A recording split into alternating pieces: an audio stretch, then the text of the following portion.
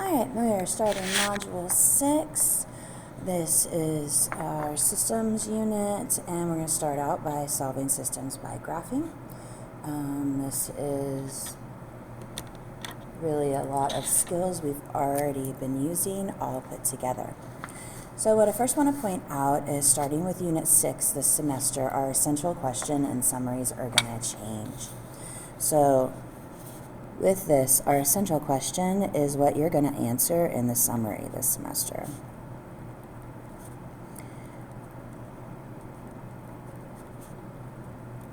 All right. So today's essential question is, how can you solve a linear equation by graphing? That just means an equation that is a straight line, remember. So when we get to 6-2, your essential question will be different, and so you'll be answering a different essential question in the summary. All right, first thing we're going to do is we're going to work on classifying systems, being consistent and inconsistent systems. All right, we're going to need this information for the front of your assignment. So your assignment is on paper. You complete it on paper first, and then you transfer the answers online because this is graphing, and so we need to practice graphing on paper. So these are separated out, but when you get your assignments, you will see that they are all in the same graph. So the way you are going to tackle this is, you are given a system which is two equations. You're going to find the equation, which is right here. You're going to trace over this line, all right? And then you are going to find this equation, and you're going to trace over that line. And then you're going to see which of the three scenarios that system fits. And it asks you to determine the number of solutions, and to determine whether it's consistent or inconsistent, and if it is independent or dependent. So you're answering three different things. You aren't doing any math for the first three on the front. You are simply tracing the lines that represent the equations, and determining which of the three situations, types of systems that you have, and classifying it. So when we have intersecting lines, okay, they intersect at one point, they cross each other. That means you have one solution. The solution is where they cross. That is consistent and independent. Now, if you trace the line and then you find another equation and it happens to be tracing over the exact same line, well, you have the exact same line, and it's infinite number of solutions because you have more than one equation for the same line. And when you have the same line for two different equations, it is consistent but dependent. All right. And then finally, we have our parallel lines. Our parallel lines never cross or touch each other. All right, so because parallel lines never cross or touch each other, there is no solution, and it is inconsistent. All right, so on the front, take your ruler, find the lines that go with the equations, trace them, and see which of the three scenarios it follows. Tell how many solutions they have: consistent, inconsistent, independent, dependent. Those are the three things you'll be answering on the front of your assignment. Now on the back of your assignment, okay, we're going to be solving systems by graphing. This is a three-step process. You have your steps right here, so you can refer back to them, and we're actually going to expand on step 1 here, okay, do a little review. Now, your 3 steps, you're going to write a system by setting each expression equal to y. So we're going to isolate our y.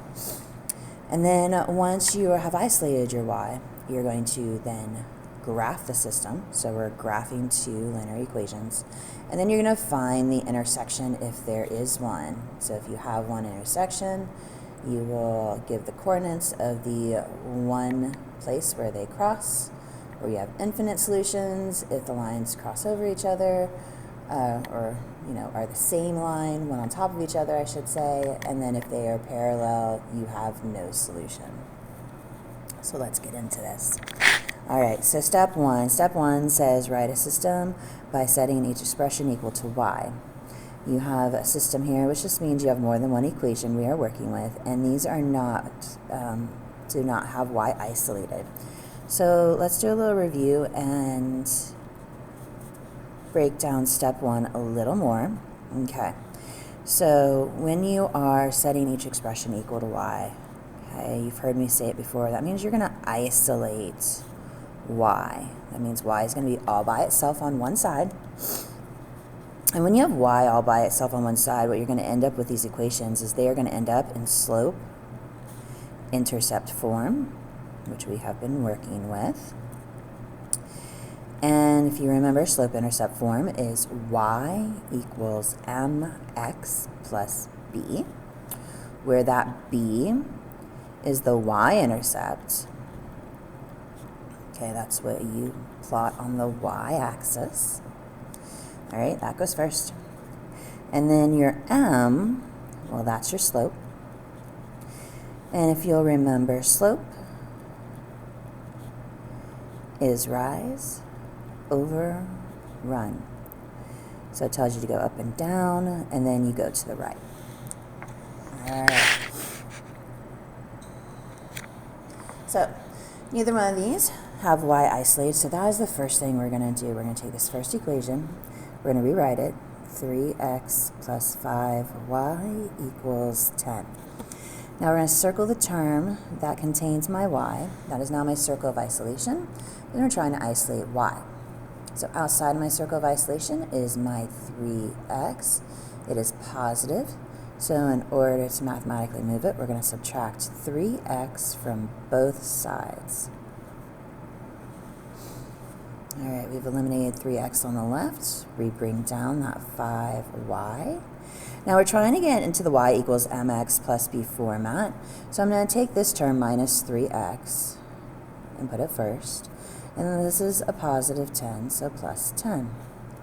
Now I have not isolated y yet. When a number is next to a letter, remember it's multiplication, and so to undo that mathematically, we're going to divide each term by 5. So what we've ended up with is y equals negative 3/5 x plus 2. Now 2 is my y-intercept, so that goes on the y-axis itself. And then my slope is minus 3/5. So that means I'm going to go down 3 before I go right 5.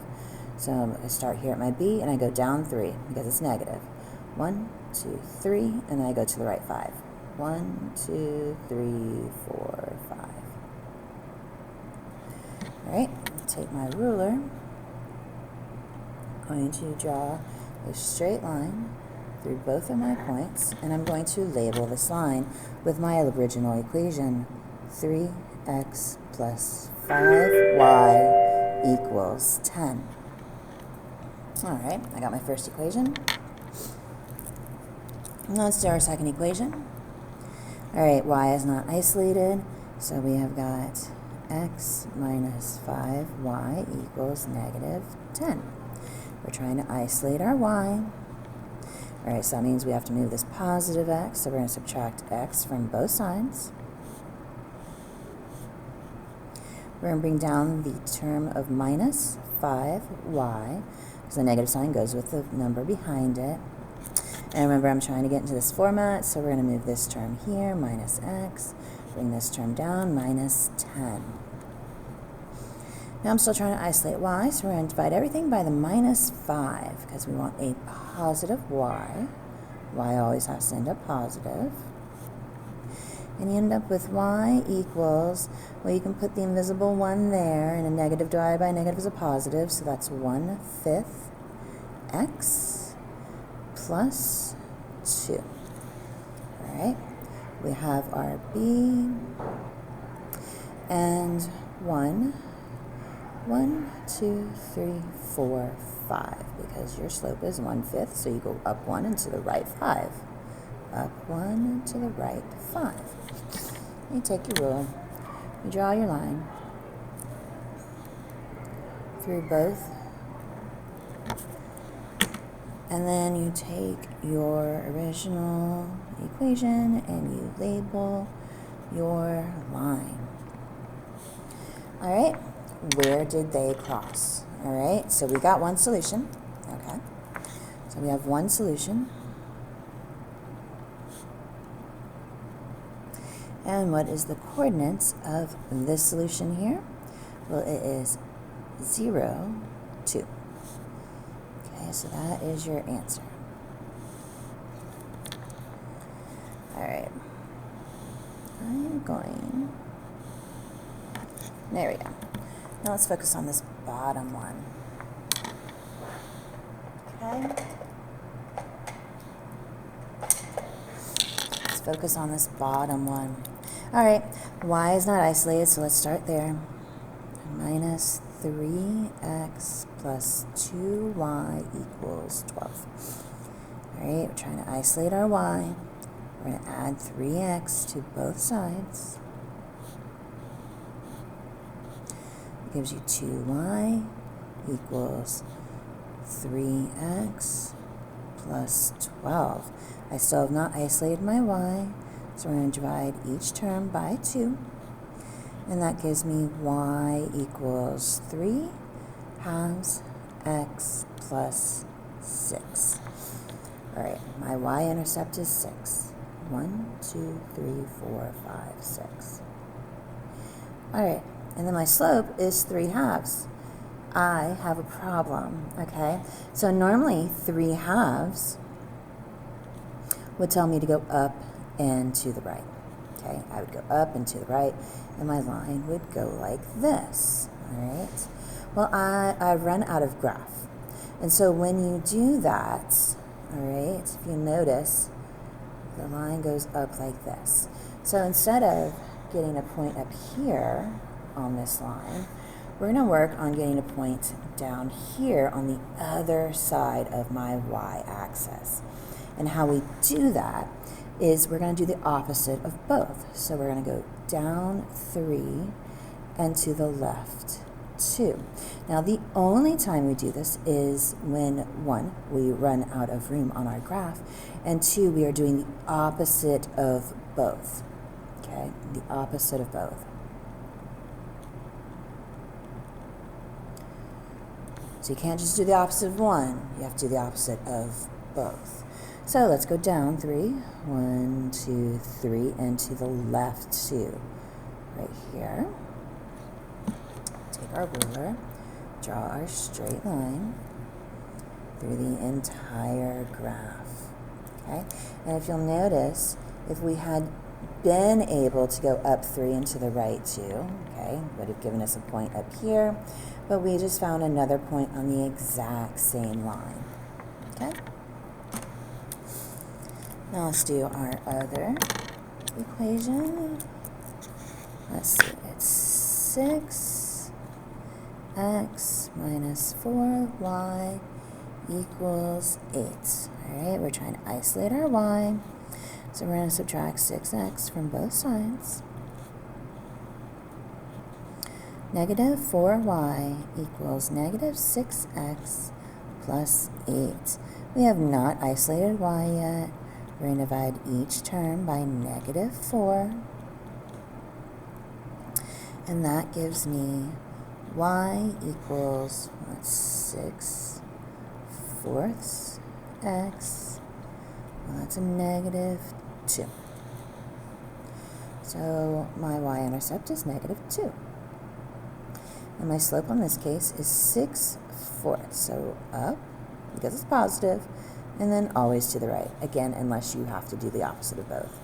So we're going to go up 6. 1, 2, 3, 4, 5, 6. And to the right 4. 1, 2, 3, 4. All right, we have our 2 points. We can draw a line. And it looks like we have no solution because these are parallel lines. Oh, the one thing I did not do was let me write my original equation and label my lines. Minus 3x plus 2y equals 12. Label that line. And this line is 6x minus 4y equals 8. Well, since they are parallel lines, we have no solution.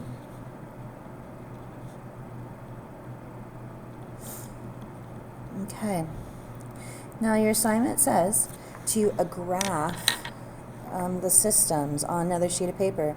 So that is why I gave you the assignment on paper. So that is your other sheet of paper that you are graphing on. So on the back you have 3 problems.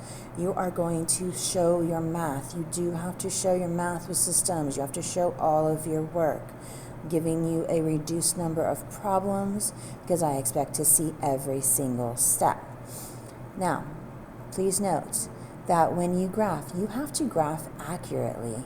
If you tell me that the solution is at 0.02 and your lines cross down here, your graph is incorrect and your graph does not match the solution. So I will ask you to regraph it. So please be very mindful and graph very carefully because your graph that you do has to match your answer.